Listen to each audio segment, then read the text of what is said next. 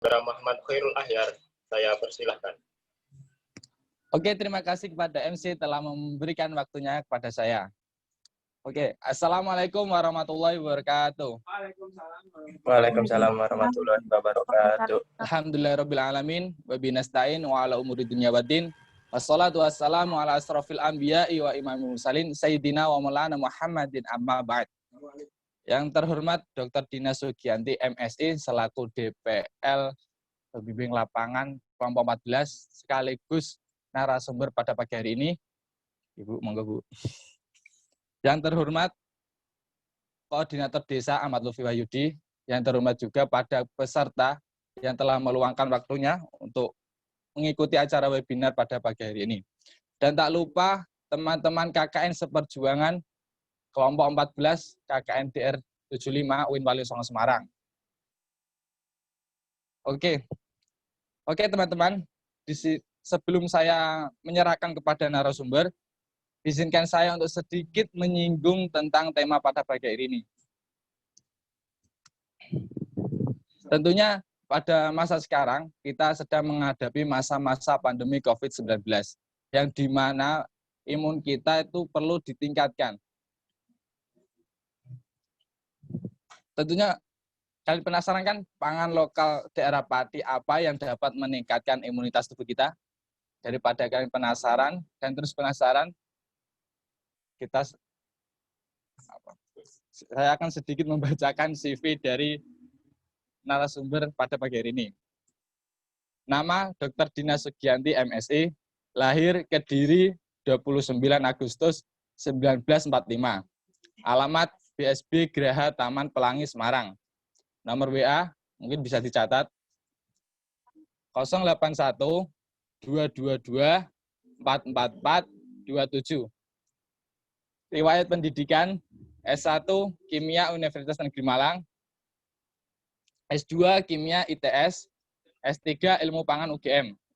Bidang minat pangan fungsional, pangan halal, kimia flower. Kepada Bu Dina untuk tempat dan waktu saya persilakan. Monggo Bu.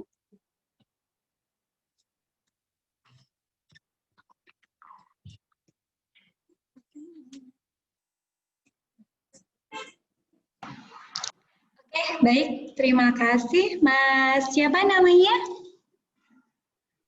Muhammad Khairul Ahyar, Bu. Mas ya, Ahyar ya? Ya, Bu. Oke. Ya, terima kasih Mas Ahyar semuanya. Ya, Assalamualaikum warahmatullahi wabarakatuh. Waalaikumsalam warahmatullahi wabarakatuh. Suara saya jelas terdengar ya? Jelas sekali. Semuanya bisa mendengar suara saya ya? Bisa Bu. Baik, alhamdulillahirabbil alamin wa bihi nasta'in ala umurid dunya waddin. Wassalatu wassalamu ala asrofil anbiya'i wal mursalin wa ala alihi wa sahbihi ajmain. Amma ba'd. Yang saya banggakan adik-adik mahasiswa, alhamdulillah puji dan syukur marilah kita panjatkan kehadirat Allah Subhanahu wa taala karena atas limpahan rahmat, taufik dan hidayahnya kita bisa berkumpul secara virtual ya pada pagi hari ini. Tidak lupa salawat dan salam pada junjungan besar Nabi Muhammad SAW yang kita nanti-nantikan syafaatnya di yaumul hisab. Amin. Teman-teman mahasiswa semuanya, sebelumnya saya menyampaikan banyak terima kasih atas undangan yang diberikan kepada saya sebagai narasumber pada pagi hari ini. Nama saya Dina Sugianti, mungkin beberapa sudah mengenal ya, karena sebagai DPL. Di tengah pandemi COVID yang seperti yang melanda dunia dan Indonesia juga negara Pati khususnya ya, mengubah semua sistem pembelajaran termasuk sosialisasi dan lain sebagainya menjadi online. Saya rasa saya sangat mengapresiasi pada panitia yang sudah bekerja keras menyiapkan kegiatan ini. Semoga sedikit sharing yang saya berikan bisa bermanfaat buat semuanya. Baik, saya langsung mulai nggih pada materi pada hari ini. Mas Ahyar, diberi waktu berapa menit ya saya untuk penyampaian materi kurang lebihnya? 1 jam, Bu. Kurang lebih 1 jam. Plus tanya jawab ya. Nggih, Bu. Baik, semuanya kalian bisa melihat materi dari saya. PowerPoint saya sudah bisa tertampilkan ya. Sudah, Bu. Sampun, Bu. Kalian tidak perlu menjadikan saya host ya. Untuk mengadmit cukup yang membuat pada share-nya. Pada share screen-nya kalian bikin multiple. Ini ada co-host-nya. Takutnya kalau pas saya ngisi acara, ini tadi beberapa masuk di dalam room-nya. Ada co-host-nya ya? Isi ya? Ya. Baik. Saya host bisa minta tolong untuk share screen-nya dibuat multiple ya. Diklik kanan, kemudian dibikin multiple. Diklik terus dibikin multiple.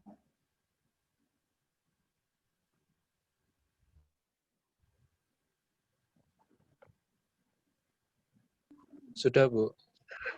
Oke, sudah ya.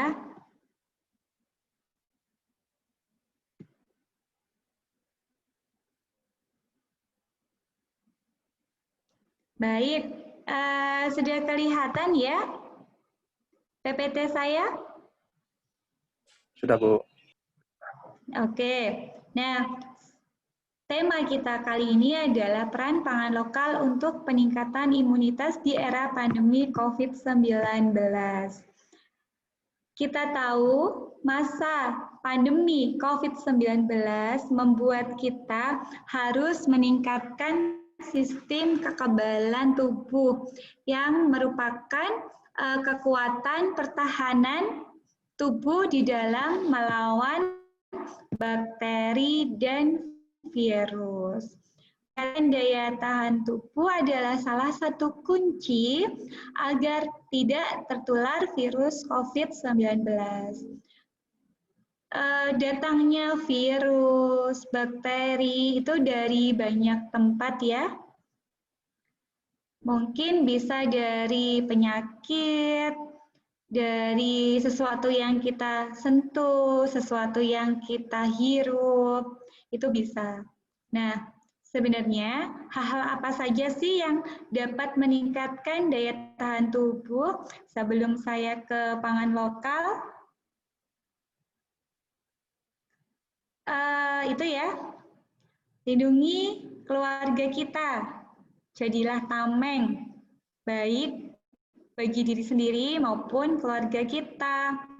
Hal yang sudah sangat sering disampaikan adalah untuk jangan lupa mencuci tangan dengan sabun. Jangan lupa untuk rajin berolahraga. Jangan lupa juga untuk makan makanan yang bergizi ya. Itu. Nah, selanjutnya hal-hal yang bisa meningkatkan daya tahan kita adalah dengan menjaga makan dan menjaga gaya hidup.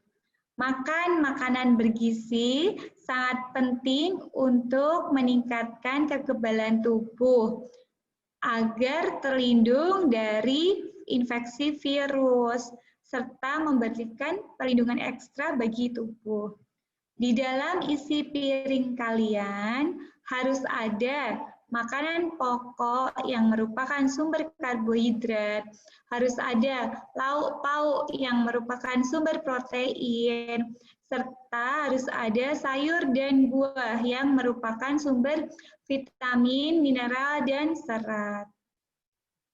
Nah, bagaimana caranya agar kita bisa meningkatkan daya tahan tubuh? Itu tadi ya, konsumsi makanan gizi seimbang. Nah, makanan gizi seimbang itu harus berimbang ya. Karena untuk dengan mengkonsumsi gizi seimbang, maka resiko penyakit kronis dan infeksi bisa dikurangi. Penting juga untuk mencoba berbagai masakan dan makanan saat di rumah untuk memastikan keluarga tidak bosan dengan makanan yang sama. Itu. Kemudian batasi pemakaian gula, garam, dan lemak. Serta itu apa yang ketiga itu? Konsumsi suplemen hanya jika diperlukan. Terus kalian juga ini ya, hindari. Saya yakin ya kalau ini kalian pasti sudah menghindarinya ya. Kalian hindari rokok dan minuman beralkohol.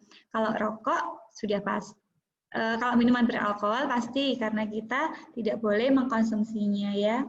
Tapi kalau rokok mungkin masih banyak yang mengkonsumsi, tolong itu untuk dikurangi ya, dihindari. Kalau tidak bisa dihindari, dikurangi. Kemudian kalian juga harus istirahat teratur dan tidur yang banyak. Nanti saya jelaskan satu-satu ya mengenai gizi seimbang gitu. Terus harus rileks dan kendalikan emosi. Kemudian kalian juga harus beraktivitas fisik. Nah, yang pertama adalah mengenai ini ya, mengenai makanan, mengenai piring. Cukupi asupan buah dan sayur untuk mencegah tertular COVID. Kecukupan gizi, terutama vitamin, mineral, diperlukan untuk mempertahankan kondisi tubuh. Vitamin dan mineral itu bisa terkandung di dalam buah-buahan, di dalam sayur-sayuran yang berfungsi sebagai penangkal radikal jahat di dalam tubuh kalian. Jadi di sini mereka bisa berfungsi sebagai antioksidan.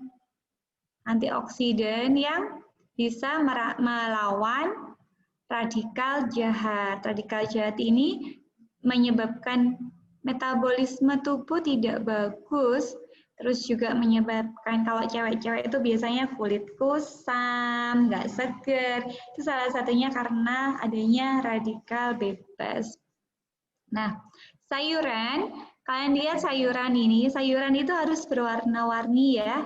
Ada warna hijau, ada warna ungu, ada warna kuning garing orange. Ada juga sayuran yang berwarna merah dan putih, ini juga ada ya putih. Nah, buah-buahan juga berwarna-warni ya. Nah, sebenarnya pada sayuran yang berwarna hijau,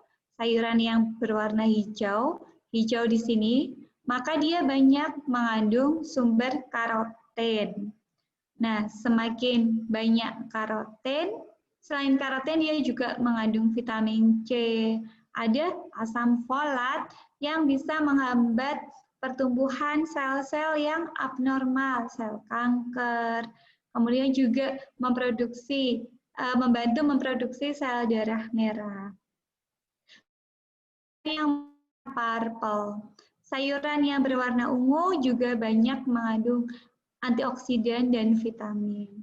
Warna ungu berfungsi untuk meningkatkan sistem imun. Nih terong ya, contohnya kalau di daerah Pati pasti banyak terong ya. Nah, sayuran yang berwarna ungu itu dia meningkatkan sistem imun, melindungi kerusakan otak, bisa meningkatkan produksi sel darah merah dan sel darah putih. Kemudian kalau dia berwarna merah, merah itu misalnya apa? Tomat, cabai, lombok gitu ya. Kalau sayuran-sayuran kalian kalau dia berwarna merah maka dia juga sama mengandung antioksidan yang berfungsi untuk melindungi pembuluh darah, kesehatan jantung, dan mencegah kanker. Selain itu, sayuran yang berwarna merah banyak mengandung vitamin A. Ada juga vitamin, apa kalau yang warna merah itu vitamin A, vitamin E, banyak.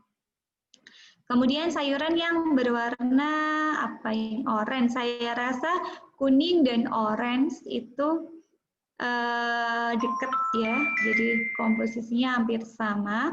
Jadi dia mengandung vitamin dan antioksidan, terutama untuk mata, penglihatan. Bisa didapatkan pada labu, bisa didapatkan pada lobak, dan sebagainya. Nah, kemudian buah-buahan ya. Buah-buahan juga bermacam-macam. Ada ini ya, ada buah berwarna merah.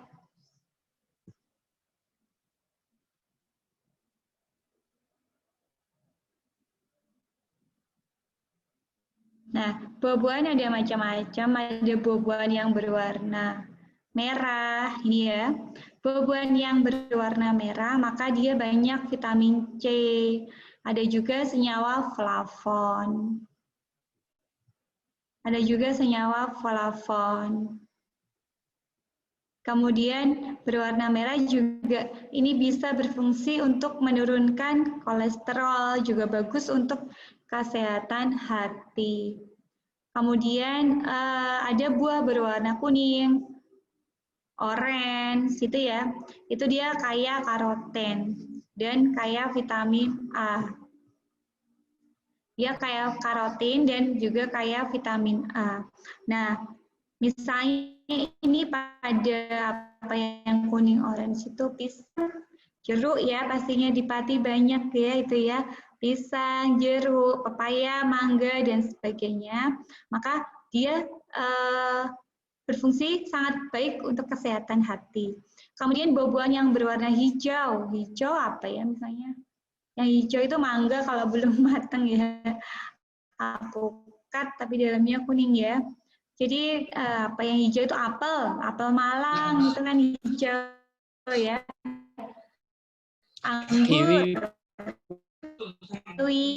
Anggur hijau, melon itu juga bagus karena kalau yang hijau itu lebih ke arah pencegahan apoptosis dari sel. Jadi bisa meningkatkan kemampuan untuk melawan radikal bebas atau mencegah terjadinya pertumbuhan sel abnormal, sel kanker, sel tumor gitu. Kemudian kalau buah yang berwarna ungu, misalnya kalau buah yang berwarna ungu itu blueberry. Blueberry itu banyak mengandung antosianin. Semakin gelap, maka antosianinnya semakin banyak. Dan itu sangat bagus sama ya tadi sebagai penghambat radikal bebas. Melawan sel kanker, meningkatkan sistem juga bagus. Untuk meningkatkan imunitas, kalian juga harus ini ya, tidur.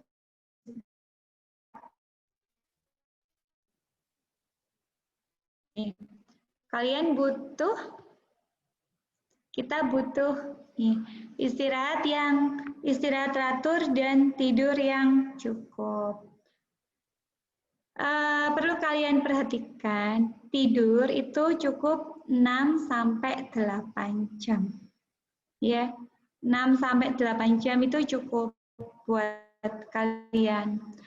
Misalnya, walaupun misalnya kalian banyak tugas, kalian dikejar target skripsi dan lain sebagainya, maka kalian tetap harus memperhatikan tidur kalian, memperhatikan jam tidur sekalian, usahakan 6 sampai 8 jam per hari. Nah, kecukupan tidur itu akan membuat metabolisme dari tubuh kita bagus ya. Kemudian kalian melakukan aktivitas fisik. Aktivitas fisik itu misalnya dengan apa ya? Aktivitas fisik itu misalnya rutin berolahraga. Berolahraga itu juga, kenapa? Ya, jogging. Berolahraga itu bisa meningkatkan sistem kekebalan tubuh dan sistem metabolisme. Olahraga secara teratur ya, lari, senam, fitness itu dapat meningkatkan produksi dari antibodi. Jadi kalau kalian berolahraga, metabolismenya cepat, antibodinya juga naik. Selain itu, dengan berolahraga kadang kan kita berkeringat ya, keluar keringat. Nah, itu bisa bisa mendetok diri kita sendiri, mengeluarkan racun-racun dari dalam tubuh. Selain rutin berolahraga, tadi tidur sudah. Nah, ini dia, rileks dan kendalikan emosi. Rileks dan kendalikan emosi ya. Karena kalau misalnya kita rileks dan bisa mengendalikan emosi, hormon stres, kita menurunkan hormon stres di dalam tubuh. Sehingga meningkatkan memberikan tambahan kekuatan dalam tubuh. Sebenarnya kalau aktivitas fisik itu, kita tuh hanya butuh waktu kurang lebih 30 menit. 30 menit lakukan secara teratur 3-5 kali sehari. Itu nanti bisa meningkatkan kebugaran jasmani kita, mempertahankan berat badan ideal, juga mencegah kegemukan. Nah, sekarang bagaimana kita melakukan olahraga sementara ada pembatasan fisik gitu ya? Mungkin ada pertanyaan seperti itu. Nah, kalau seperti ini kan lagi era COVID, lagi ada pembatasan fisik, berusaha untuk bergerak agar sistem kekebalan tubuh dalam kondisi prima. Misalnya berjalan kaki, lari di sekitar rumah, berkebun, atau melakukan aktivitas fisik, menonton video YouTube, tapi yang tentang berolahraga, naik turun tangga. Kalau saya karena di kampus naik turun tangga, parkir agak jauh. Saya biasanya parkir mobil agak jauh agar kita bisa berjalan dan sebagainya. Begitu. Terus kemudian ini ya, jangan lupa tadi sudah saya sampaikan belum ya? Mencuci tangan. Nah ini, mencuci tangan ya. Mencuci tangan itu juga sangat penting di era sekarang. Mencuci tangan secara teratur. Bagaimana mencuci tangan? Ikutin langkah-langkah yang baik ya. 5 langkah mencuci tangan itu ya. Basahi seluruh tangan dengan air mengalir, gosok sabun ke telapak tangan dan punggung tangan serta sela-sela jari. Kemudian bersihkan bawah-bawah kuku ya, bawah-bawah kuku, dan bilas lagi dengan air bersih mengalir, kemudian keringkan atau diangin-anginkan. Di era pandemi ini, kita harus sering mencuci tangan. Kapan sih kita harus mencuci tangan itu?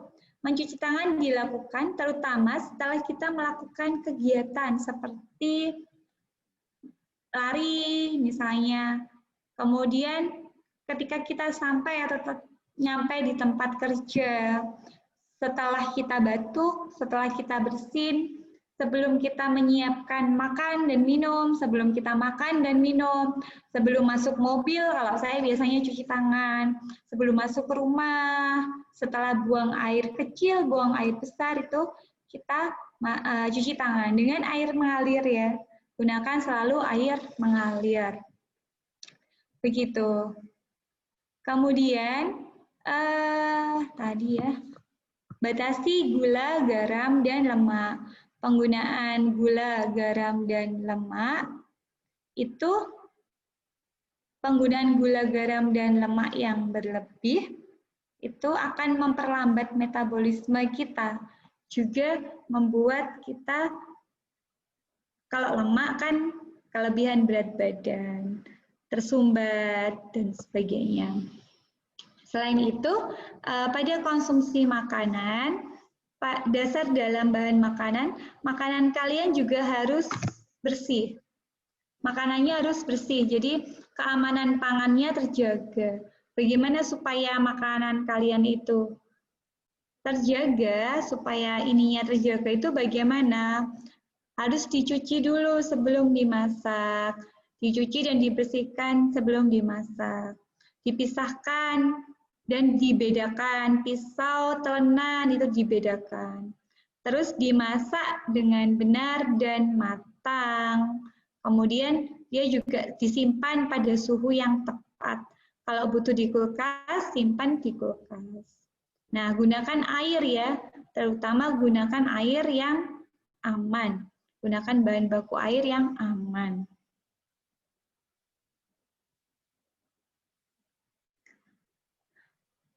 Terus jangan lupa ya, ini yang paling penting untuk kalian. Jangan lupa untuk apa? Untuk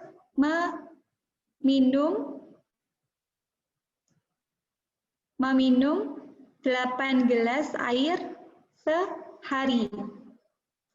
8 gelas air sehari itu sangat dibutuhkan untuk tubuh kita. Karena air kan cairan ya. Jadi tubuh kita sebagian besar mengandung cairan dan cairan itu sangat dibutuhkan. Nah, selain ini tadi, karena di era COVID, selain kita aktivitas fisik ini tadi, yang perlu kita perhatikan juga kita butuh namanya berjemur. Jadi kita butuh berjemur. Nah, ada hal yang harus kita perhatikan pada saat berjemur. Misalnya apa? Misalnya gunakan baju yang tidak berwarna gelap, karena warna gelap kan menyerap sinar matahari, jadi nanti gerah. Gunakan baju warna terang. Terus jamnya yang tepat. Jam 9 sampai jam 10, tidak lebih dari itu. Karena kalau terlalu panas, dia juga akan menjadi radikal bebas. Terus gunakan baju yang terang, jadi nggak nyerap sinar matahari. Pakai topi, pakai kacamata, kemudian gunakan sunblock agar tidak terpapar. Terus kontak langsung. Kontak langsung, maksud di sini bukan kontak langsung dengan mataharinya ya. Jadi bagaimana supaya tubuh kita terkena. Misalnya ini adalah kontak langsung kulit, tangan, dan kaki. Kontak langsung dengan sinar matahari. Mungkin kalau muslim ya cari tempat yang nggak ada orang gitu ya, nggak banyak orang. Berjemur, dibuka, tangannya dibuka. Ya pokoknya agar ada kontak langsung dengan sinar matahari. Begitu. Terus juga tadi ada belum ya? Ini sudah. Nah, ini ya. Ini ya. Jadi tambahkan, ini tadi sudah ya, mencuci buah sayur, kemudian lauknya dimasak, hindari gula, garam, dan lemak berlebih ya. Kemudian tadi buah-buahan ya, yang buah-buahan itu sayuran, buah diperbanyak. Warnanya tadi kan menunjukkan bahwa dia memiliki vitamin atau nutrisi-nutrisi tertentu. Tambahkan mineral juga agar kinerja organ tetap terjaga juga. Nah, ini tadi ya tambahan untuk meningkatkan imun tadi. Untuk meningkatkan imun, tadi sudah saya sampaikan ya, Istirahat yang cukup tidur, istirahat, olahraga sudah, ini sudah, perbanyak buah dan sayur sudah. Pola hidup bersih dan sehat. Pola hidup bersih dan sehat itu bagaimana? Pola hidup bersih dan sehat itu dengan bersih, membersihkan rumah, mencuci tangan lebih sering dengan menggunakan air sabun selama 40-60 menit. Kalau tidak ada, gunakan hand sanitizer. Menerapkan etika batuk yang benar. Misalnya, etika batuk dan bersin yang benar. Terus memakai masker ya, menggunakan masker setiap kali keluar. Terus kalian juga harus tutup mulut dan hidung dengan lengan bagian atas. Ketika misalnya bersin haci gitu, maka dia tutup pakai lengan yang atas. Kemudian buanglah tisu dalam tempat sampah yang tertutup. Misalnya kita bersin haci gitu, kita tutup agar droplet kita tidak kemana-mana. Lebih bagus kalau misalnya kita pakai masker gini ya, misalnya kita nggak pas pakai masker, kita tutup. Pakai masker pun lebih baik kalau kita tutup dengan lengan kita. Haci gitu kan, nanti dropletnya nggak kemana-mana. Ketika kita sudah bersin, maskernya boleh kita lepas, kita ganti yang baru karena kan udah ada cairannya di sini. Terus segera cuci tangan dengan air mengalir tadi. Yang tidak kalah penting adalah untuk semuanya di era pandemi ini, jaga jarak ya, jaga jarak fisik dari orang lain.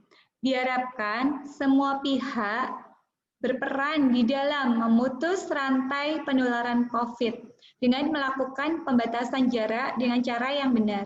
Antara lain, menjaga jarak fisik dengan orang lain, minimal 1 meter apapun kondisinya.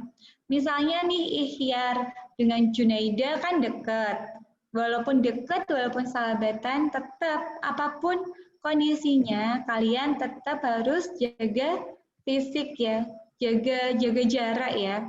Misalnya Lutfi dengan Konita, Risa dengan Reza, Yusron dengan Nila, semuanya lah, semua di sini. Kalau kalian pasti kalian harus menjaga jarak apapun dan dengan siapapun pada kondisi apapun. Jangan karena sudah teman dekat terus langsung cipika-cipiki, terus ya mengabaikan protokol kesehatan. Misalnya Ali ketemu sama Lutfi udah lama tuh kangen-kangenan, lupa nggak jaga jarak, kan kita nggak tahu ya wallahu alam siapa yang OTG. Karena kan di era COVID ini ada yang orang tanpa gejala. Well, kelihatannya itu sehat, kelihatannya itu bugar, tapi ada virus kan kita nggak tahu ya. Karena ada OTG, jadi susah dideteksi kalau OTG. Maka kita harus selalu menjaga jarak. Selalu gunakan masker. Saya sedang berada di kampus. Saya menggunakan masker. Setiap kali saya keluar rumah, saya selalu menggunakan masker. Hindari kerumunan atau keramaian. Kegiatan yang melibatkan berkumpulnya orang lain dalam jumlah banyak. Kegiatan ibadah dan sosial kemasyarakatan lainnya yang mengumpulkan banyak orang sekarang dihindari dulu. Terus jangan makan di luar rumah ya. Kalian makan di luar rumah, piringnya, tempat mejanya, kalian pasti lepas masker ya. Itu sangat rawan. Ada kontaminasi bakteri dan virus di situ. Terus jangan keluar kota dulu ya. Jangan keluar kota, jangan keluar negeri, apalagi dalam kondisi seperti ini, jangan dulu. Kurangi bertamu, berkunjung, tidak bersalaman. Walaupun Ahmadi sama Lutfi sahabat, tapi jangan bersalaman untuk kondisi sekarang. Siapa tahu Lutfi belum cuci tangan dari pagi. Siapa tahu Mas Ikhtiar dari semalam lupa nggak cuci tangan, belum mandi, terus sentuh sana sini, kan kita nggak bisa memastikan tuh. Yang disentuh Mas Ikhtiar itu terbebas dari virus dan kuman atau mengandung virus dan kuman. Sekalinya saya menyentuh virus, di sini, ya. Ini dia sudah nempel di tangan saya. Sudah nempel, saya usapkan ke hidung. Nempellah dia ke hidung. Saya salaman sama Dewi, maka virus ini beralih ke Dewi. Saya salaman sama Ali, sama Asna, maka virus ini akan beralih dengan begitu cepatnya. Termasuk ketika kalian di luar, sebelum kalian mencuci tangan, jangan sentuh area ini. Walaupun hidung saya gatal menggelitik, kalau saya belum cuci tangan atau belum memakai hand sanitizer tuh, Mas Ihyar nggak boleh gini-gini ya. Kalau misalnya belum cuci tangan, jangan gini-gini. Cuci tangan sebelum memegang hidung. Ya. Sampun, Bu. Oh, sudah ya. Setiap kali sebelum kalian memegang hidung, selalu cuci tangan. Ya, karena kan misalnya saya ini menyentuh laptop, menyentuh apa, itu kan nggak tahu ya. Gitu. Terus kemudian ketika sakit, jangan keluar rumah dulu. Pilek itu, ketika kita pilek, walaupun kita nggak tahu pileknya kita itu pilek biasa atau bagaimana, tapi ada kecenderungan kita untuk mengoblek-oblek hidung. Nah, kan kita nggak tahu habis tangan gimana ngoblek-ngoblek hidung, nanti ada yang nempel itu. Nah, itu. Itu. Kemudian terkait dengan makanan ya, ini yang secara spesifik. Secara spesifik ada vitamin A, ada vitamin E, vitamin C, kemudian zinc yang bisa meningkatkan ini daya tahan tubuh kita. Daya tahan tubuh bisa ditingkatkan dengan vitamin A misalnya. Vitamin A itu terdapat pada apa sih? Banyak ya vitamin A kalau di pati, berarti ada bayam. Banyak kan bayam di pati? Pasti ya, banyak bayam ya Lili ya. Lili kangen fakultas? Lili.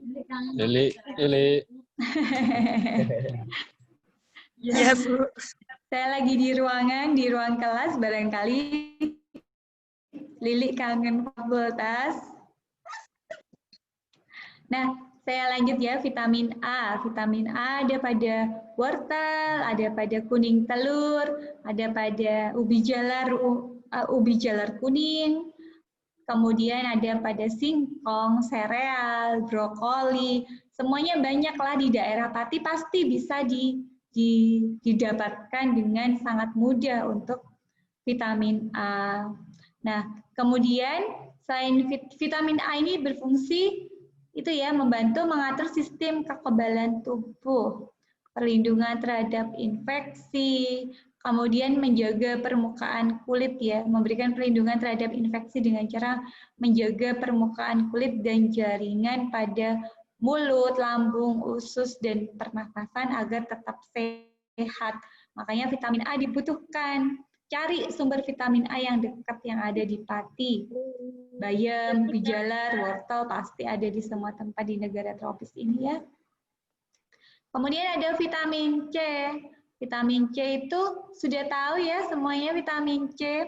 Pasti semuanya tahu. Jeruk ya. Ali setiap hari pasti Ali Ahmadi makan jeruk ya.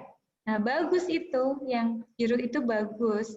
Jeruk, pepaya, stroberi, tomat, jambu biji itu juga kaya akan vitamin C. Nah, itu dia menetralkan radikal bebas. Kalau ada radikal bebas, maka dia bisa menetralkan, bisa dilawan karena dia punya antioksidan, bisa dilawan. Nah, dia juga bisa merangsang pembentukan antibodi. Antibodi ini nanti yang berfungsi untuk menangkal kuman, melawan kuman ya. Kalau kalian banyak makan vitamin C, maka antibodi kalian akan terbentuk, akan lebih banyak sel baik yang melindungi tubuh kalian. Kemudian ada vitamin E. Vitamin E juga sama ya. Vitamin E kalian tahu di apa coba? Kecambah itu ya. Kalau daerah Pati ada kecambah. Kemudian ada apa yang paling banyak? Kacang hijau. Kacang hijau juga banyak mengandung vitamin E. Kacang-kacangan lainnya juga banyak yang mengandung vitamin E. Sayuran hijau, minyak sayur itu juga bagus, banyak mengandung vitamin E. Dia berfungsi untuk menetralkan radikal bebas, meningkatkan kekebalan tubuh, itu ya vitamin E. Kemudian ada zinc. Ada zinc. Zinc juga bisa membantu mengoptimalkan kerja sistem kekebalan tubuh. Zinc bisa didapatkan di seafood. Tuh, enak-enak loh. Kalau bicara sama makanan sehat itu enak-enak. Seafood, ya. Seafood banyak mengandung zinc. Dewi, Bondan yang suka makan seafood, bagus itu, teruskan ya, tapi jangan berlebih. Nanti timbangannya semakin ke kanan. Begitu. Terus kemudian hati ayam. Kalau kalian kekurangan zinc, indah sekali kalau kekurangan zinc. Ya nggak indah ya, maksudnya ketika kalian defisiensi kekurangan zinc, maka kalian makan makanan yang enak-enak. Hati ayam, telur, seafood, begitu ya. Gitu. Nah, spesifik sebelum saya spesifik ke pangan lokal. Ada yang kalian tanyakan dulu? Sebelum saya spesifik ke pangan lokal, barangkali ada yang kalian tanyakan. Mungkin dari audien. Dari audien, mungkin ada yang mau bertanya? Saya lanjutkan lagi aja ya. Nanti aja terakhir ya. Oke, Bu. Masih disimpan. Nah, tadi kan saya sudah menyebutkan ya banyak pangan-pangan lokal kalian yang bisa dan memiliki banyak fungsi. Pisang, jeruk, apukat, nanas, apel, manggis. Pokoknya enak-enak deh. Makanya pakai payung ya. Jaga diri kalian. Karena makan itu enak. Makan itu lezat. Ada sensoris, ada kenikmatan mulut yang bisa kalian dapat. Nah, makanya pakai payung. Gunakan itu untuk melindungi tubuh kalian. Ketika kalian sudah sakit, fungsi dari food akan bergeser ke drug. Nah, kalau kalian sudah konsumsi drug, mulut sudah pahit, jantung berdebar, ada efek samping, begitu ya. Maka sebelum itu terjadi, pakai payung, lindungi diri kalian.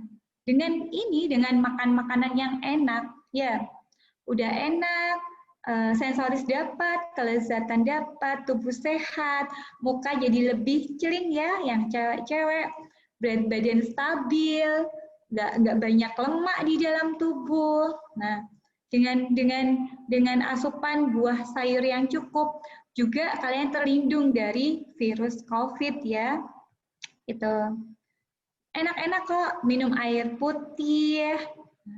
Pokoknya ketika kalian memakai payung, saya sampaikan kalian memakai payung begitu, itu masih enak, masih ada rasa yang, masih ada kenikmatan yang bisa kalian dapatkan. Nah, tapi kalau kalian sudah bergeser ke drug, itu sudah nggak ada sensoris lagi. Drug sudah ke metabolisme tubuh ya, sudah nggak diperhatikan nih sensoris rasa di lidah itu, begitu.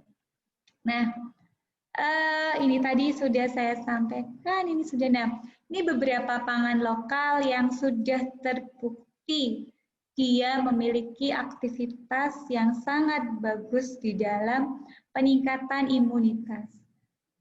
Lihat gambar saya, apa ini? Oh, ternyata ini rambutan. Rambutan itu buah kesukaannya ikhtiar, misalnya ya. Ternyata rambutan itu juga memiliki banyak aktivitas antioksidan. Selain beberapa tadi ya, tadi sudah saya sampaikan buah-buahan yang secara umum. Yang seperti ini saya yang benar-benar sudah terbukti di jurnal ya, saya mengambil dari jurnal. Ternyata rambutan, yummy, melon. Terus melon juga banyak aktivitas antioksidannya tinggi, radikal bebas yang terlawan juga tinggi. Antivirusnya juga besar dia. Terus ternyata nih yang biasa Lilik masak, ternyata juga bagus, banana inflorescens, atau kalian menyebutnya jantung pisang. Jantung pisang itu ternyata juga bagus buat tubuh. Dia punya antiproliferatif, dia punya kemampuan melawan radikal bebas. Nah, setelah ini Lili, jangan lupa ya beli jantung pisang, ambil jantung pisang ya. Ternyata dia juga tinggi serat juga. Tinggi serat, banyak sekali manfaatnya.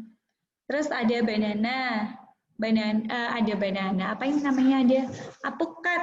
Apukat itu juga asam aminonya bagus, proteinnya bagus buat meningkatkan daya tahan tubuh.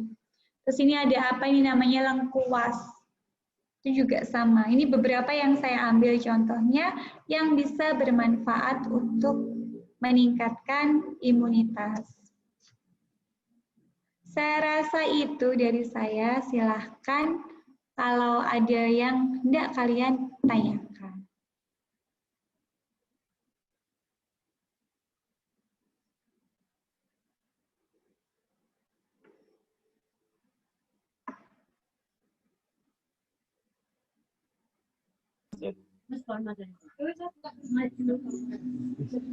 Langsung sesi tanya jawab, Bu.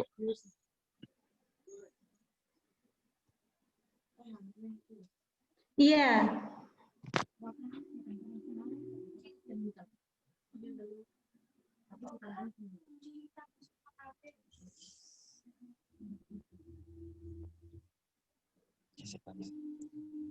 Mungkin dari yang pertama, dari Azkia Putri Humairah.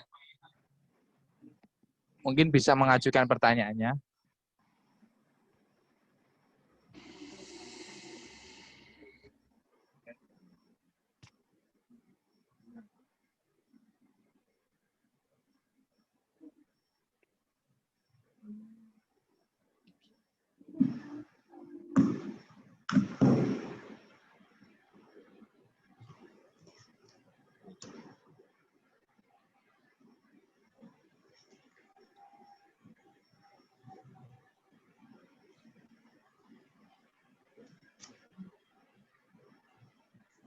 Ya, Bu. Jadi gini pertanyaannya, Bu. Di era pandemi sekarang, semua orang wajib menggunakan masker. Bagaimana jika kita sedang berolahraga, contohnya lari di lapangan terbuka? Apa harus tetap menggunakan masker? Di satu sisi menggunakan masker untuk menghindari virus atau bakteri. Di satu sisi, ketika olahraga perlu udara segar untuk dihirup. Mohon penjelasannya, Bu. Baik. Semuanya era sekarang ini berbeda ya. Bagaimana penggunaan masker ya? Penggunaan masker pada saat kalian berolahraga ya. Kalau kalian berolahraga, ya wajib ya menurut saya. Kalau kalian berolahraga dengan banyak orang menggunakan tempat umum, nah itu kalian tetap, itu kan memang pro dan kontra ya. Ada pro dan kontra penggunaan masker pada saat berolahraga. Di satu sisi, masker merupakan hal yang penting untuk mencegah penularan COVID ketika kita beraktivitas di luar rumah. Namun, di sisi lain, tertutupnya hidung dan mulut saat berolahraga bisa dikhawatirkan bisa berdampak buruk bagi kondisi tubuh. Nah, kalau saya, ya kalau kalian memang olahraganya itu dicari tempat olahraga yang sepi, jangan banyak orang. Terus tetap terapkan physical distancing. Sebenarnya kalau kalian tetap jaga jarak begitu, kalian nggak apa-apa. Maksudnya yang penting nggak ada orang gitu nggak pakai. Seperti saya sekarang nggak ada orang di sini. Nah, makanya masker saya turunkan. Tapi kalau ada orang masuk ke ruangan saya akan memakai masker saya. Jadi lakukan, kalau kalian nggak bisa melakukan physical distancing, ya kalau kalian nggak bisa menggunakan masker, lakukan physical distancing. Olahraga itu kan nggak harus di luar tuh. Olahraga di dalam rumah boleh. Jika tidak memungkinkan, lebih baik Kalian lakukan olahraga di rumah saja. Kalau kalian menggunakan fasilitas umum, ya itu yang penting. Kemudian ini apa namanya? Tetap gunakan masker, tapi masker yang ada pori-porinya. Kalau saya tidak pernah nyaman menggunakan masker kain. Jadi saya selalu menggunakan masker ini atau masker yang lain. Jadi saya selalu menggunakan masker medis karena di sini ada pori-pori. Jadi itu membuat saya nyaman ketika saya menggunakan masker itu. Era pandemi memang paling aman kalau kalian berolahraga di dalam rumah. Begitu sih saran saya. Memang masih pro kontra, tetapi kan tetap kita harus menjaga diri ya. Siapa tahu teman sebelah OTG begitu. Tetap bagaimana supaya semuanya bisa didapat. Itu. Begitu barangkali ada yang lain. Nah, Pak, kalian mau menghirup udara segar, cari waktu-waktu yang nggak banyak orang. Saya juga di danau di rumah saya itu rame. Nah, kalau misalnya anak-anak pengen ke danau, biasanya saya mengajak mereka pada pagi hari sebelum banyak orang ada di sana. Kalau misalnya mau menghirup udara segar, dan pastikan 2 meter, 1 sampai 2 meter itu nggak ada orang. Jangan deket-deket lah sama orang, begitu intinya. Agar kita tidak terkena percikan droplet gitu. Begitu, Mas Ihyar. Oke, terima kasih Bu. Gimana dari penanya Azkia Putri Humairah? Apakah sudah paham apa yang sudah dijelaskan oleh narasumber pada pagi hari ini?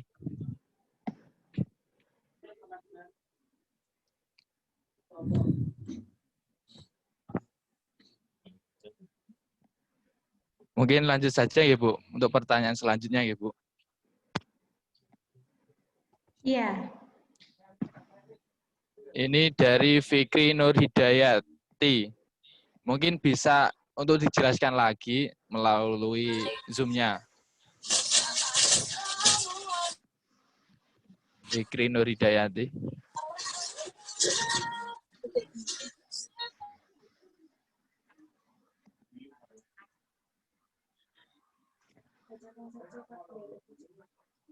Ya, saya bacakan saja Ibu.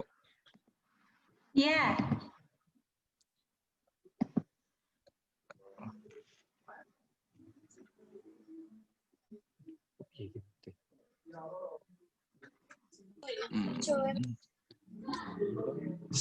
Ini pertanyaannya, kebanyakan dari kita sangat malas dan susah untuk menerapkan pola hidup sehat.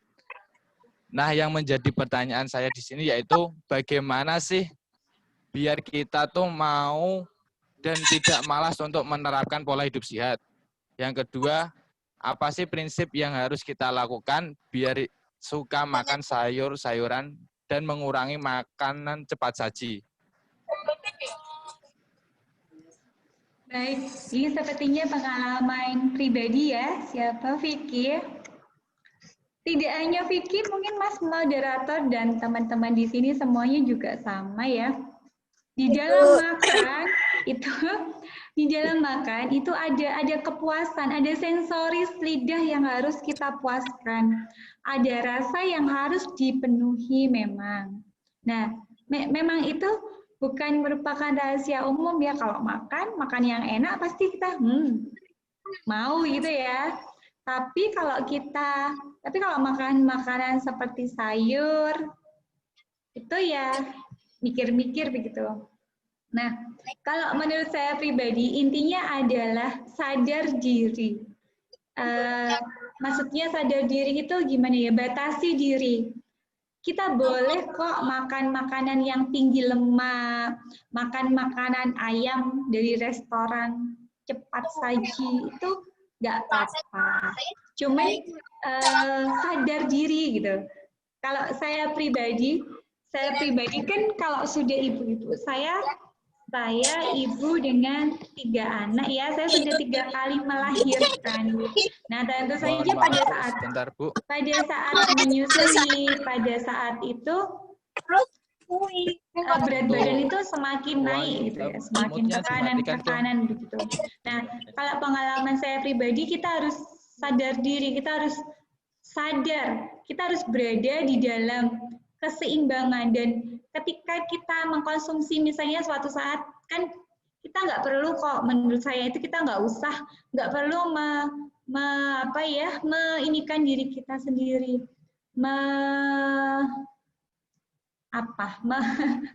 menyakiti diri sendiri. Maksudnya kita nggak pernah makan makanan yang enak begitu, itu menurut saya nggak perlu kita melakukan hal seperti itu. Yang jelas kita sadar, kita berada di dalam kesadaran ketika kita mengkonsumsi makanan itu. Jadi jangan mempersulit diri dengan sama sekali tidak mencicipi makanan enak begitu. Ya jangan, tapi atasi dengan sadar diri, dengan menyeimbangkan gizinya. Setelah kita makan junk food, misalnya ketika kita makan junk food, ya jangan makan dalam jumlah yang banyak. Jangan karena mentang-mentang enak terus dimakan sampai habis 5 piring misalnya. Nah, itu fail, itu salah gitu. Jadi ya kita harus mengedukasi diri kita. Mengedukasi dan memantapkan diri, mengkomitmenkan diri kita untuk menyeimbangkan makanan kita. Setelah makan junk food, konsumsi sayuran, konsumsi air, seimbangkan gitu. Seimbangkan gizi kita, makan makanan yang kaya serat, buah, sayur begitu. Itu. Terus kemudian juga mungkin kita perlu membuat makanan-makanan yang enak ya. Jadi bagaimana menyajikan makanan sehat kita dengan enak gitu. Dengan agar kita mau begitu. Kalau saya pribadi sekarang kan udah banyak ya makanan-makanan Korea begitu. Yang rasanya enak tapi sehat. Saya biasanya sarapan wortel mentah, sayur kol mentah, tomat mentah. Itu kalau saya pribadi daging, biasanya dagingnya saya bakar.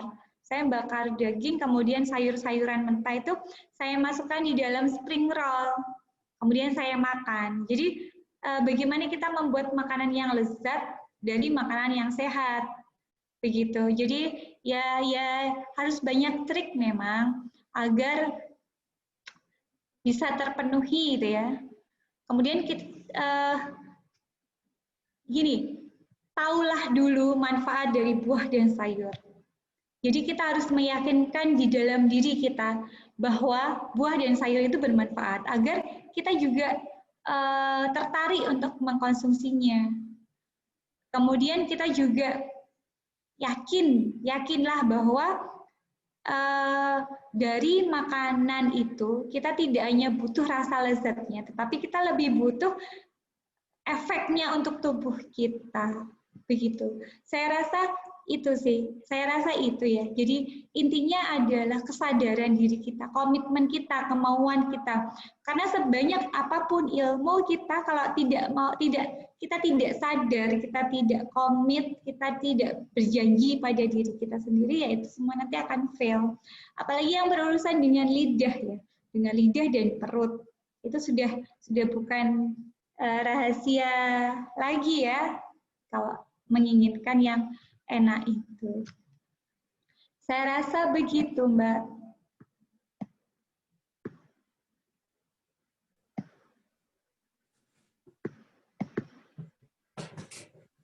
Oke, terima kasih, Bu. Ada pertanyaan selanjutnya, Bu? Iya. Kan makanan 4 sehat 5 sempurna itu salah satunya ada susu. Itu semisal susu diganti madu itu bagaimana, Bu? Jadi kan susu itu kan sebenarnya prinsip 4 sehat 5 sempurna itu sebenarnya kurang benar juga ya. Jadi memang prinsipnya adalah makanan seimbang. Nah, kalau susu itu kan salah satu sumber asupan pangan yang kaya akan kalsium, kaya akan kaya akan banyak hal yang dibutuhkan oleh tubuh. Nah, kalau penggantinya dengan madu saya rasa kok kurang tepat. Kalau kita mau mengganti ya cari, misalnya kan ada tuh yang alergi lemak susu atau biasanya disebut lactose intolerance. Nah, kalau dipaksa minum susu mereka nggak bisa, mereka akan mengalami gangguan tertentu. Nah, bagaimana mengatasinya? Cari penggantinya, cari alternatif yang bisa kita konsumsi, yang nutrisinya tidak kalah. Misalnya susu almond ya. Susu almond itu bagus karena dia diproduksi dari kacang almond. Rasanya juga saya rasa nikmat ya. Saya sendiri biasanya suka minum susu almond. Kemudian mungkin santan, mente, kacang polong, kedelai begitu ya penggantinya. Kalau dengan madu kok saya rasa kurang tepat kalau mau menggantikan susu ya. Itu. Jadi cari yang nutrisinya hampir sama kalau mau mencari pengganti. Begitu Mbak. Siapa tadi namanya Mas? Mega Aulia, Pak. Dari Mbak Mega. STISIP Bina Putra Banjar. Iya, Pak jauh ya dari Banjar ya. Ya. Selanjutnya Bu, dari Muhammad Faisal Universitas Tadulako.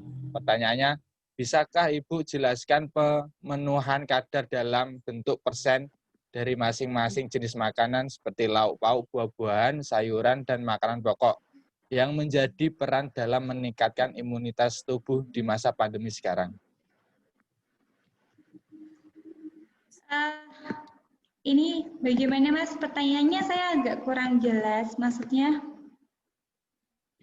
Menjelaskan pemenuhan kadar dalam masing-masing jenis makanan, Bu. Seperti lauk pauk, buah-buahan, sayuran, dan makanan pokok. Kalau kadar, mungkin saya itu kan tergantung ya. Tapi yang jelas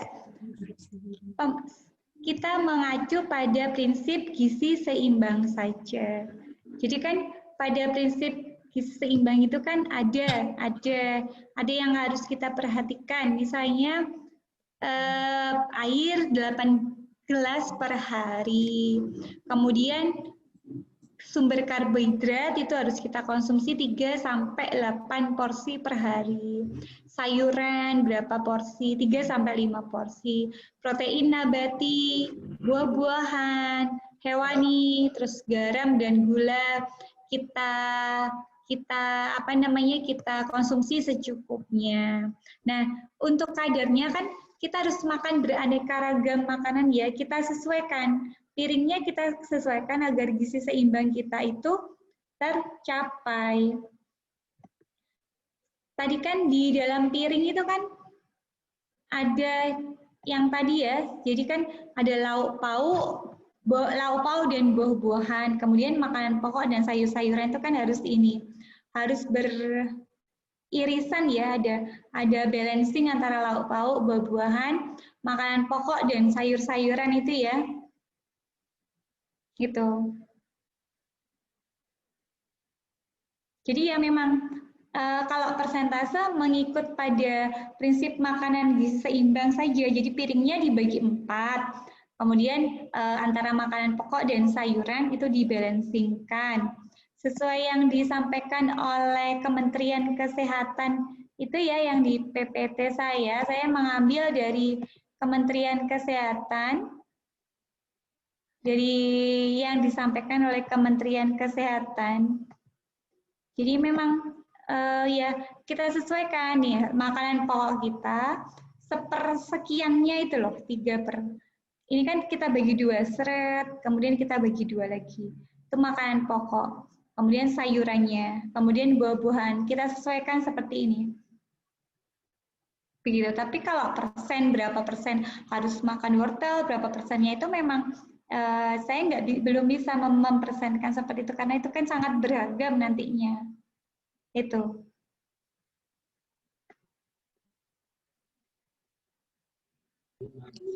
Ya, Bu, terima kasih. Mungkin ini masih ada 3 pertanyaan lagi, Bu. Ya, silakan Ya. Mas. Yang selanjutnya dari Vika Nikmatul Maula. Menjaga kesehatan dan mematuhi protokol kesehatan dan tidak pernah keluar rumah karena harus PSBB, tapi di dalam keluarga ada orang yang mempunyai penyakit bawaan pada suatu hari kambuh. Dibawa ke rumah sakit, di rumah sakit belum periksa, dinyatakan COVID sampai tertolong. Sampai tidak tertolong. Itu bagaimana, Bu? Maksudnya kayak tidak ada apa? Enggak, kayak gejala-gejala COVID tapi dinyatakan COVID, Bu.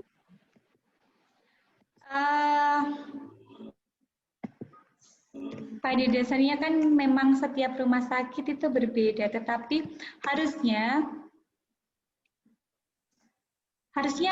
rumah sakit itu punya standarnya. Jadi kalau memang dia non-COVID, ya dia dikatakan non-COVID. Kalau misalnya di rumah sakit yang biasa saya periksa, saya itu biasanya periksa di salah satu rumah sakit di Semarang dekat sini. Nah, di protokol kesehatan rumah sakit itu, sebelum periksa siapapun yang masuk di dalam ruangan itu, di dalam rumah sakit itu, maka dia wajib tes rapid. Jadi saya mau meriksakan giginya anak saya kemarin itu ceritanya. Saya mau, karena dia ngeluh sakit gigi terus. Di era seperti ini kan kami juga nggak berani ke rumah sakit. Saya tuh nggak pernah ke rumah sakit sama sekali. Dan jangan ya, kami selalu di rumah selain dari rumah ke kampus. Selain dari rumah, ya hanya dari rumah ke kampus. Kalau kegiatan yang lain, belanja itu saya semuanya online. Belanja sayur, ada tukang sayur. Nah, ketika anak saya itu sakit gigi, saya membawanya ke rumah sakit. Nah, di sana itu semua orang yang masuk ke rumah sakit, walaupun hanya periksa, itu kami dirapid. Karena kami dirapid kan ketahuan reaktif atau tidak. Kalau memang dia reaktif, maka dia akan diswab, lebih lanjutnya diswab. Kemudian tetap ditangani dengan tempat yang lain begitu. Dibedakan dengan pasien reaktif. Nah, kalau sampai dia nyampe rumah sakit sudah dinyatakan COVID sampai tidak tertolong, itu saya kok kurang tahu ya. Maksudnya itu ya ditanyakan ke pihak manajemennya, karena kalau kita sekarang kan identifikasinya sudah mudah ya, minimal ada deteksi awal. Kalau dia reaktif baru ada tindakan lanjut. Tapi kalau belum reaktif kemudian tidak tertangani begitu ya. Tidak tertangani kemudian meninggal tapi sudah dinyatakan COVID, saya rasa itu bukan ranah saya lagi untuk menjawab ya. Ditanyakan saja ke manajemen rumah sakitnya. Begitu. Begitu Mas Ihyar. Ya, Bu, terima kasih. Untuk pertanyaan selanjutnya, untuk aktivitas dari Harum Sari Handayani, untuk aktivitas fisik apakah memang waktu ideal untuk semua orang 30 menit atau setiap individu bisa berbeda-beda? Monggo, Bu. Saya sampaikan itu secara umum ya, secara umum dalam artian pasti semuanya itu berbeda. Kondisi kesehatan tubuh semua orang itu berbeda. Secara umum, lama idealnya kita berolahraga kurang lebihnya selama 30 menit, itu sudah dianggap ideal, bagus. Itu secara umum, tapi memang disesuaikan dengan kondisi tiap-tiap orang, disesuaikan dengan kondisi tubuh. Kalau memang dia biasa nge-gym gitu ya, yang biasa nge-gym begitu, ya sesinya mungkin bisa ditingkatkan. Tapi memang secara, ini kan yang dari Kementerian Kesehatan itu secara umum ya, secara umum memang konsistensi tiap 30 menit setiap hari kerja itu dengan durasinya 30 menit dengan 3 sampai 5 kali seminggu itu sudah bagus begitu, sudah, ya itu memang secara umum bagus di situ. Tapi pada dasarnya kondisi tubuh itu juga sendiri-sendiri, tidak semuanya bisa. Ini saya sampaikan secara umum. Begitu, Mas. Nah, kalau misalnya kalian merasa kan olahraga itu agar kita mendapatkan kesehatan, agar tubuh bugar, agar kita terhindar dari penyakit ya, penyakit yang diharapkan kan gitu ya. Nah, ya kalau diri kita sendiri yang lebih tahu. Kalau dari yang direkomendasikan oleh WHO itu kan biasanya memang 30 sampai 150 menit. Selama 3 sampai 5 hari tergantung dari kondisi tubuh. Tapi kan kadang kita perlu kita olahraga dengan tujuan khusus ya. Misalnya kita olahraga untuk menurunkan berat badan, begitu itu tidak apa-apa kalau misalnya kita menambahkan waktu begitu. Itu. Jadi memang tergantung individunya, tergantung jenis olahraganya, tergantung bagaimana kita memulai olahraganya, untuk apa tujuannya. Terus fokus kita berolahraga itu apa? Fokusnya hanya untuk kebugaran, misalnya senam. Fokus saya, karena saya baru saja melahirkan, saya tidak melangsingkan perut, maka saya sit up kayak gitu. Jadi memang nggak bisa dipukul rata ya kalau ini. Gitu. Iya, Bu, terima kasih. Untuk selanjutnya dari Nurul Adna Konita bertanya, pada bulan puasa kemarin kan pandemi COVID masih berlangsung, dan pada saat menjalankan puasa maka asupan makan dalam tubuh terutama karbohidrat akan berkurang.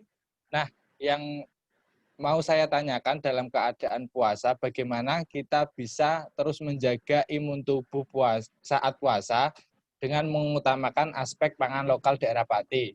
Kemudian, biasanya kalau puasa, daya pikir otak manusia itu lebih mudah atau lebih cepat menangkap suatu materi, kejadian, peristiwa. Nah, apakah dalam hal ini ada hubungannya dengan imun tubuh, Bu? Nah, pertanyaan yang pertama dulu ya. Yang pertama kan puasa. Nah, bagaimana supaya meningkatkan imun di saat puasa? Artinya bagaimana ya? Ya, kita makan makanan yang bagus, makan makanan yang sehat. Nah, mungkin makan makanan yang sehat itu bagaimana begitu kan? Dalam hal makan,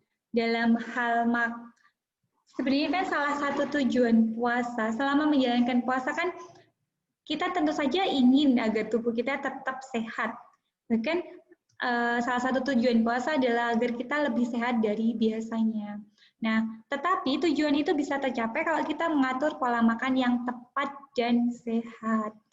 Mungkin ada sedikit yang bisa saya sampaikan. Yang jelas, pada saat berpuasa, kita harus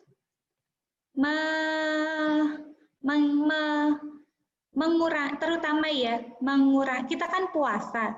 Nah, ketika kita puasa, setelah kita berbuka, tanpa kita sadari, kita akan memperbanyak konsumsi gula, garam, dan lemak.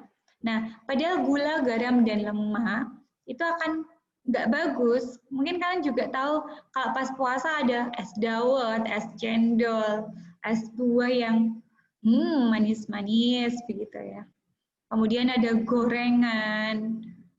Ketika buka itu gorengan. Kita makan gorengan sebanyak-banyaknya. Nah, kalau pola makan kita seperti itu, tentu saja itu nggak sehat. Ketika puasa udah ada mie, ada bakso, ada pokoknya sesuatu yang tasty, yang nyami di lidah gitu ya. Nah, tentu saja itu nggak bagus. Jadi ketika kita banyak mengkonsumsi gula, pankreas kita akan menghasilkan insulin terlalu banyak. Nah, kalau pankreas menghasilkan insulin terlalu banyak, maka dia bisa kelelahan, rusak ya.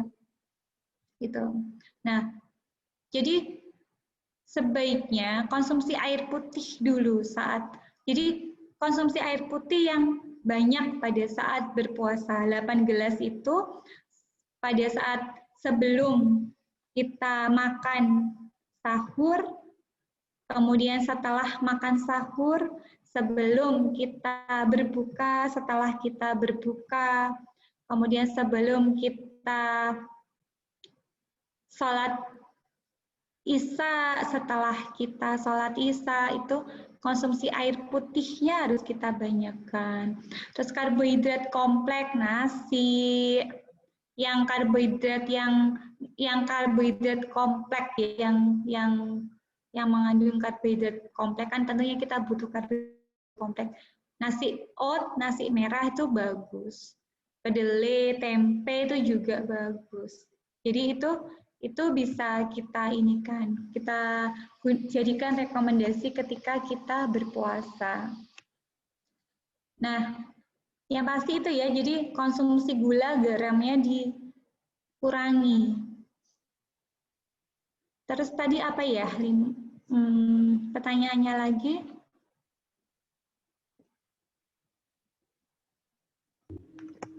Terpengaruh nggak Bu dalam daya pikir otak manusia?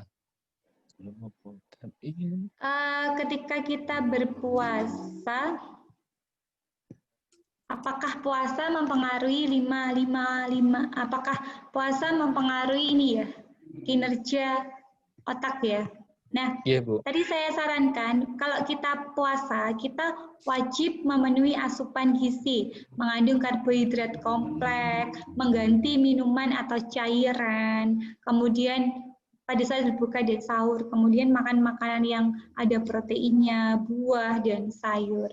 Nah, pada saat puasa, kira-kira otak kita bagaimana ya?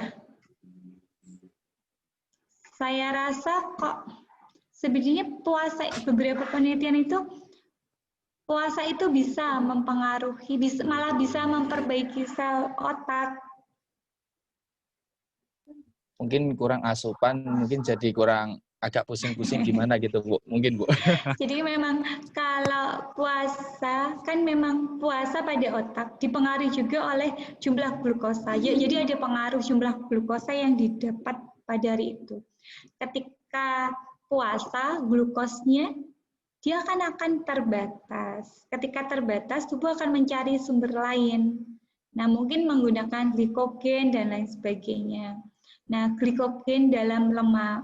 Nah, memang ada penelitian yang menyampaikan bahwa sumber energi inilah yang memberikan manfaat bagi otak ketika berpuasa. Jadi ada pergantian sel-sel otak, kemudian ada peningkatan fungsi otak, dan ada pencegahan stres.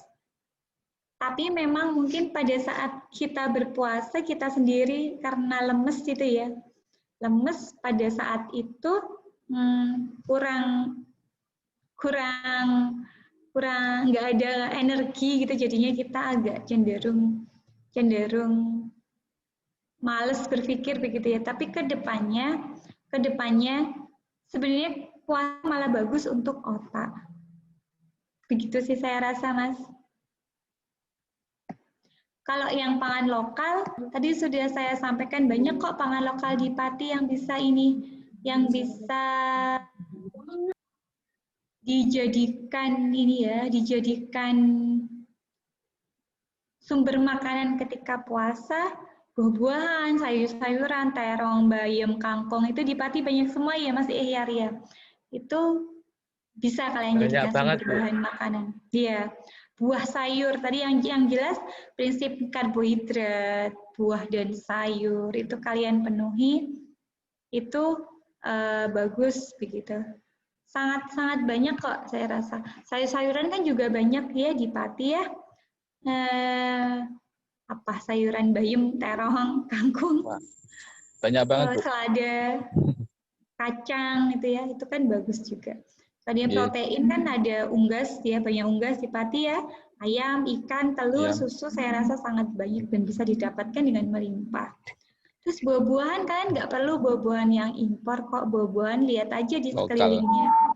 Iya, kanan kiri Iya. kalian tadi banyak buah yang bisa digunakan sebagai sumber isi gitu. Terus air tanah di Pati saya rasa pasti air tanahnya melimpah ya. Nah, itu digunakan Alhamdulillah, Bu. sebagai pengganti kehilangan cairan dehidrasi tubuh kita. Gitu. Saya rasa itu, Mas. Ya, ini Mas ada satu, Bu, yang ketinggalan pertanyaannya, Bu. Maaf. Oh, iya, silakan. Di saat seperti sekarang kan masih ada restoran-restoran yang masih menggunakan sendok, garpu, piring, gelas dan lain-lain. Itu bagaimana untuk menurut Ibu, apakah hal ini beresiko menularkan COVID-19?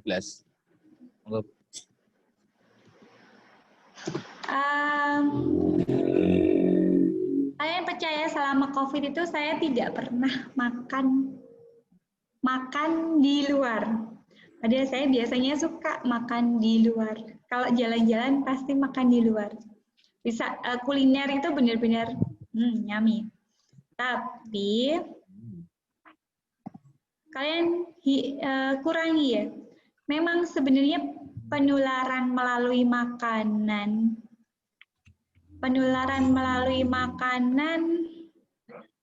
saya rasa sangat kecil sebenarnya. Tetapi karena virus corona itu kan menularnya dari droplet.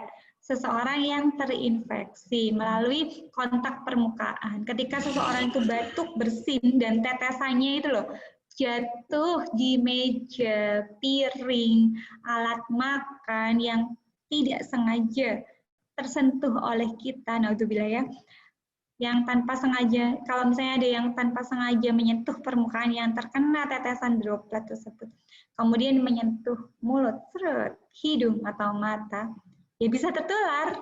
Ya jadi ya memang ada potensi penularan dari situ. Sangat ya mungkin, makanya jangan deh makan di luar. Ya bisa, boleh, mungkin memang harus ada yang dilakukan oleh restorannya. Mungkin restorannya harus menutup makanannya, membungkus makanannya, melakukan disinfeksi setelah pergantian pengunjung gitu ya. Jadi setelah ada yang makan, disemprot disinfektan sebelum ada pengunjung lain yang makan. Terus makanannya tertutup. Mungkin salah satu untuk menguranginya seperti itu. Karena potensinya tetap ada, yang saya sampaikan tadi tetap ada potensi dari droplet tadi ya, dropletnya saya bersin, haji gitu ya, saya bersin, kemudian nempel lah di meja. Saya selesai makan, setelah saya belum didisinfektan ada yang datang makan, kena tangan set, cerit, kepedesan gitu, terus nyentuh mana-mana. Bisa, ada potensi begitu. Oh, iya, terima kasih, Bu. Mungkin saya boleh bertanya, Bu, dari saya sendiri. Silakan. Ya, tadi yang dijelaskan oleh Bu Dina ada 2 hal yang dapat meningkatkan imun tubuh kita. Salah satunya jaga gizi makanan, jaga gaya hidup. Semisal kita lebih dominan ke salah satunya, itu bagaimana, Bu? Lebih dominan ke jaga gizi makanan tanpa didampingi dengan olahraga, tapi masih bisa kayak imunnya masih ada peningkatan.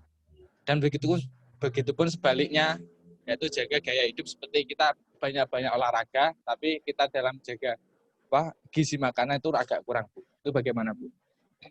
Ya, kurang seimbang ya Mas Ihyar ya. Supaya seimbang ya memang jaga gizi makanan dan jaga gaya hidup. Konsumsi makanan dengan gizi seimbang, batasi pemakaian gula, garam, lemak, kemudian istirahat yang cukup, lari, aktivitas fisik, kendalikan emosi. Ya pokoknya harus merubah karena COVID ini mau tidak mau merubah semua tatanan di dunia. Merubah gaya hidup. Mungkin sekarang kalau teman-teman lihat itu pedagang-pedagang kelontong itu sering ditulis di situ menjual masker. Di sini tersedia masker, hand sanitizer, pot, malah dengan pot gitu ya biasanya. Kalau kemarin pas saya lihat di toko kelontong itu ada yang jual gitu. Ada jual masker, hand sanitizer, pot gitu. Karena COVID ini merubah kita semua. Nah, kita harus mengeimbanginya, lawan dia. Bagaimana ya? Itu tadi dengan menjaga makan dan pola hidup sehat. Harus balance dua-duanya, harus diterapkan dua-duanya. Kalau kita menjaga pola makan sehat, tetapi kita tidak physical distancing, tidak mengubah gaya hidup kita, tidak memakai masker, tidak cuci tangan juga. Ya nggak bisa ya, harus dua-duanya dijaga, Mas ya. Begitu ya, Mas Ihyar ya. Iya, Bu. Terima kasih, Bu, atas jawabannya. Iya. Mungkin ini sudah dicukupkan, Bu, karena Zoom-nya sendiri juga sewa sampai oh maaf sampai jam 11. Nggak apa-apa, Bu. Iya. Mungkin saya sedikit membacakan kesimpulan ya dari pemaparan materi dari Bu Dina. Imun adalah meningkatkan daya tubuh kita untuk terhindar dari bakteri-bakteri. Dan untuk terhindar dari bakteri sendiri itu kita juga harus memerlukan dua hal, yaitu jaga gizi makanan dan jaga gaya hidup. Dan jangan lupa untuk mengkonsumsi vitamin-vitamin. Dan yang paling penting yaitu jangan lupa minum 8 gelas sehari. Mungkin itu kesimpulan dari saya sendiri, Bu. Oh ya teman-teman, jangan lupa ya untuk mengirimkan artikel terbaik kamu untuk bisa mendapatkan door prize dari kita.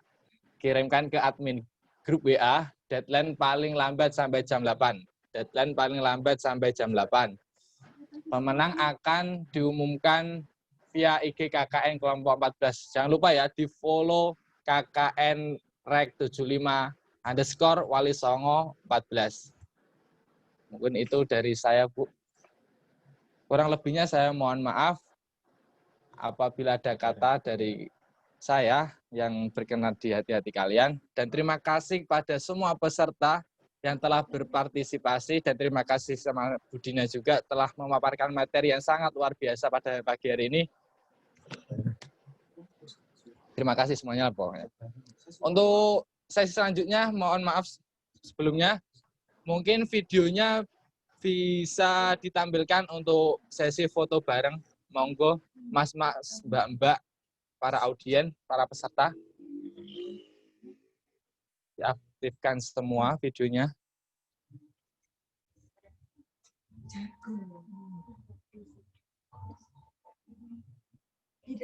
Ayo, masih banyak yang belum. Mandi nggak kelihatan kok. Iya, Bu. Ini juga masih belum mandi semua kok, Bu.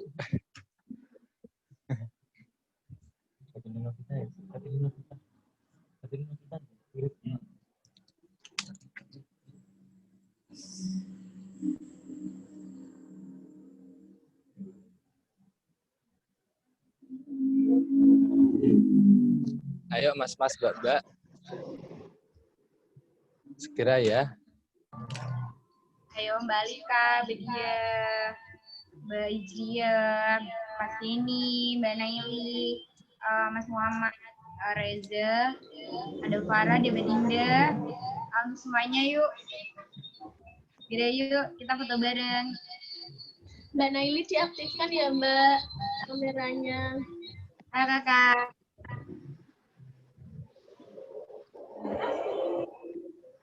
Risa Suwarni.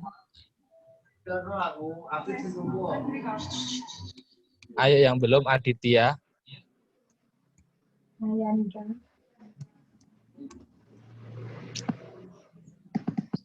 Yang bisa yuk untuk mempersingkat waktu. Yuk. Nggak lama kok. Oke, kita mulai ya. Dalam hitungan ke 3. 1, 2. 1,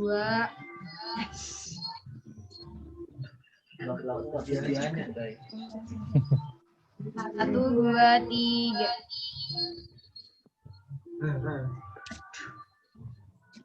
Tunjukkan ekspresi seganteng dan secantik Anda, Pak. Yuk, Budina udah cantik loh. Budina udah cantik.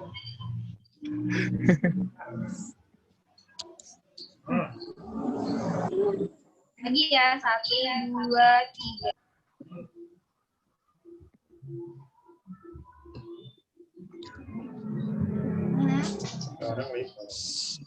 Sudah Mbak Elsa? Oke, udah teman-teman. Terima kasih atas waktunya. Terima kasih sudah berpartisipasi.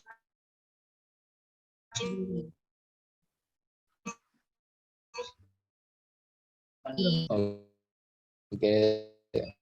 Semuanya. Ya. Ya, di sini sehat-sehat selalu kok, Bu. Sehat selalu Budina. Terima kasih. Bisa untuk saya bisa.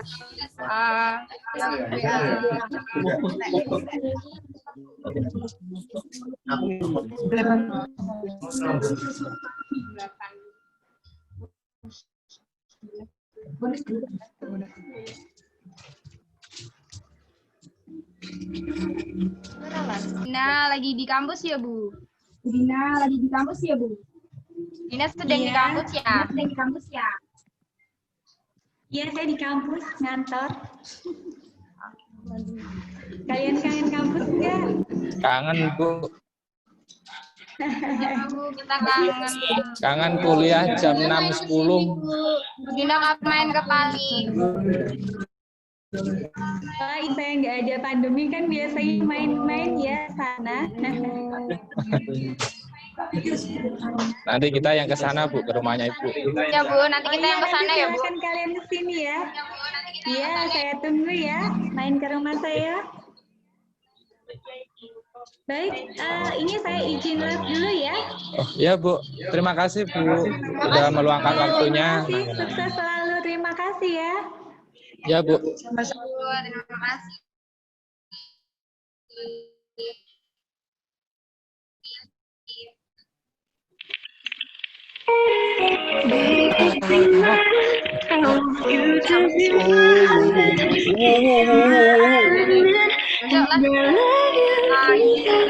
Terlebih dahulu ya. Terima kasih.